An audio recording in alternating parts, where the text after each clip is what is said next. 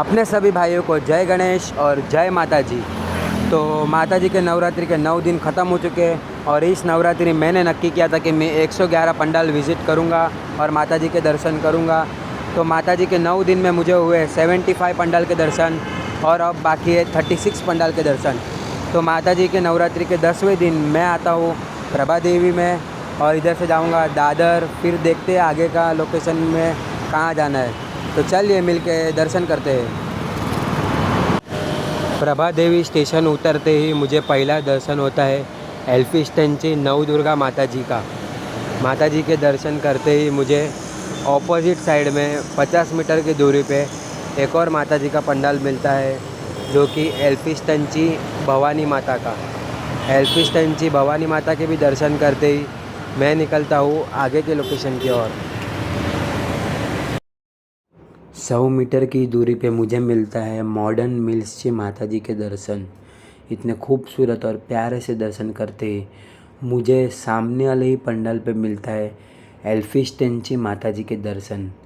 इसी के साथ मुझे एल्फिस्टन रोड पे मिलते हैं 4 पंडाल और एल्फिस्टन माता जी के दर्शन करते ही मैं ढूंढता हूँ माता जी का दूसरा पंडाल।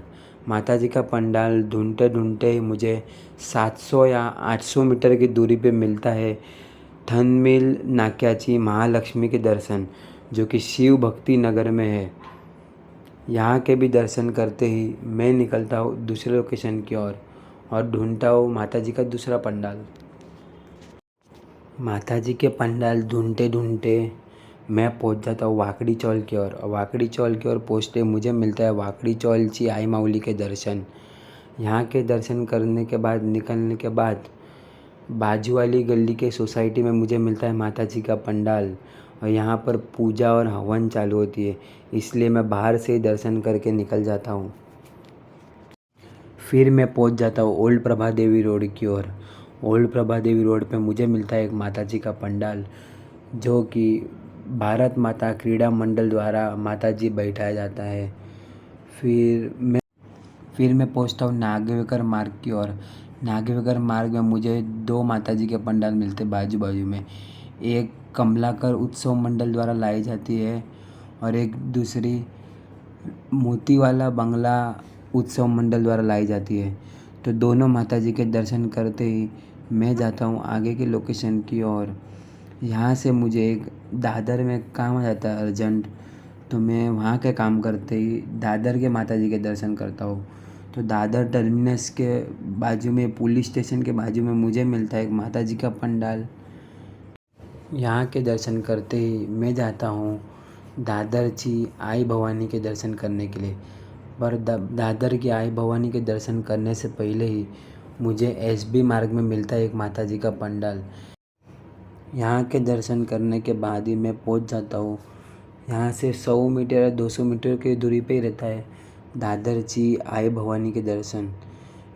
इतने खूबसूरत और प्यारे दर्शन करने के बाद मैं पहुँच जाता हूँ रायचंदवाड़ी नवरात्र उत्सव मंडल द्वारा लाई गई माता जी के मंडप में। खूबसूरत डेकोरेशन देख के और माता जी के दर्शन करने के बाद मैं पहुँचता हूँ ठाकुरवाड़ी की ओर। ठाकुरवाड़ी में आते ही मुझे मिलते हैं दादरची राजमाता के पंडाल और उनके दर्शन करते ही मुझे सामने मिलता है एक यूनिक सा डेकोरेशन, जो कि पूरा कोकन गाँव बनाया गया है। यहाँ पे आते ही ऐसे लगा कि पूरा स्वर्ग में आ गए ऐसा। शुरुआत भी वो लोग ने ऐसे क्या है, निसर्ग कोकणात आपले स्वागत आहे दादरची भाग्य भवानी माताचे। रत्नागिरी कोकण रेलवे स्टेशन भी बनाया गया है यहाँ पे और बहुत कुछ, मतलब कोकण में जो भी है सब कुछ यहाँ पे दिखाया गया है। यहाँ पे भजन भी चालू है पूरा ऐसा 10 मिनट के लिए, तो सुकून ही सुकून था यहाँ पे। आप भी देख सकते हो और आप भी फील कर सकते हो कोकण गाँव को।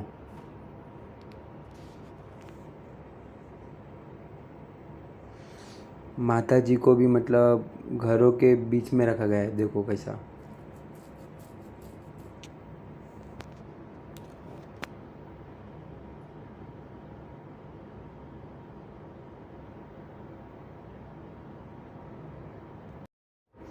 इतने खूबसूरत कोकण गाँव के डेकोरेशन देखने के बाद मैं पहुंचता हूं कलकत्ता चाल की ओर, जहां पे मुझे मिलता है माता जी का पंडाल। यहाँ के भी दर्शन कर लेता हूँ और बढ़ता हूँ आगे की ओर। फिर मैं रिटर्न जाता हूँ प्रभा देवी की ओर। प्रभा देवी में आते ही ईरानी कंपाउंड में मुझे मिलता है माता जी का पंडाल, जहाँ पे डेकोरेशन थोड़ा सा यूनिक सा होता है। यहाँ पे शैलापुत्री माता, ब्रह्मचारिणी माता, ऐसे 9 के 9 माता जी के बारे में फ़ोटो लगाया गया है और बीच में अपने अम्बे माता को रखा गया है।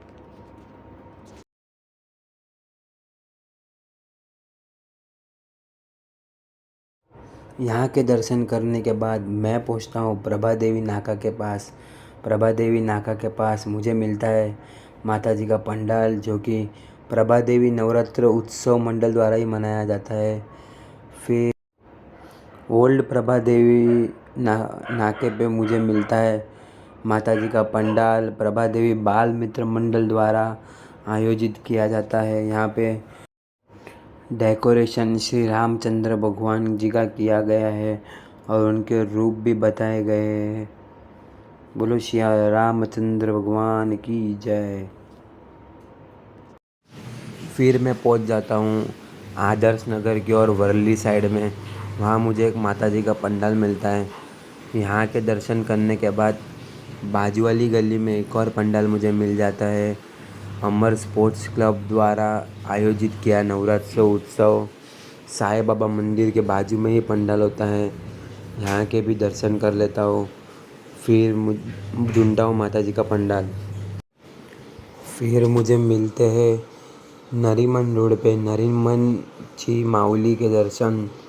इतने खूबसूरत और प्यारे दर्शन करने के बाद मैं ढूंढता हूँ माता जी का दूसरा पंडाल। फिर मुझे ओल्ड प्रभा देवी रोड पे मिलता है एक माता जी का पंडाल, जो कि सत्यवाड़ी बाल गोपाल मित्र मंडल द्वारा आयोजित किया जाता है। फिर यहाँ से ही मुझे बाजू वाली सोसाइटी में मिलता है एक माता जी का पंडाल। यहाँ के भी दर्शन कर लेता हूँ मैं। फिर मैं जाता हूँ स्टेशन की ओर, तो प्रभा देवी मंदिर के सामने ही मुझे प्रभा देवी चे स्वामिनी माता जी के दर्शन। यहाँ के दर्शन करते हुए मुझे स्टेशन की ओर मिलते हैं एक सोसाइटी में माता जी का पंडाल। प्रभा देवी विनायक कोऑपरेटिव हाउसिंग सोसाइटी के माता जी के दर्शन करते ही मैं जाता हूँ विले पार्ले की ओर।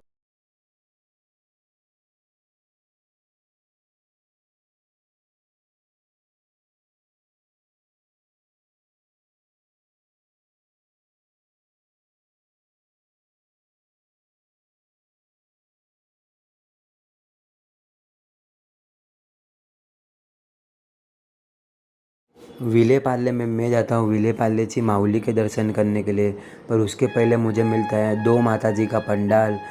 पहले पंडाल मिलता है नवसारा पावनारी नीनाई देवी माता जी के दर्शन। फिर मुझे मिलता है विले पार्ले ची आय आदिवासी माता जी के दर्शन। फिर मैं पहुंच जाता हूँ विले पार्ले ची माऊली के दर्शन करने के लिए। यहाँ से फिर सीन ऐसा होता है कि मेरा बैटरी का चार्जिंग 1% होता है, फिर फ़ोन स्विच ऑफ हो जाता है। तो इसी के साथ डे 10 के भी माता जी के दर्शन होते पूरे, और मुझे होते 31 पंडाल के दर्शन, और अब सिर्फ 5 पंडाल के दर्शन बचते हैं। कुल मिला के अपने 106 माता जी के पंडाल के दर्शन हो गए और 5 दर्शन बाकी है। तो मैं विसर्जन के दिन 2 बजे के पहले कैसे भी करके 5 दर्शन करूँगा। जहाँ के मुझे आइडिया है माता जी के पंडाल बाकी है, वहाँ जाके दर्शन करूँगा। तो मिलते हैं नए लोकेशन के साथ, तब तक के लिए जय माता जी।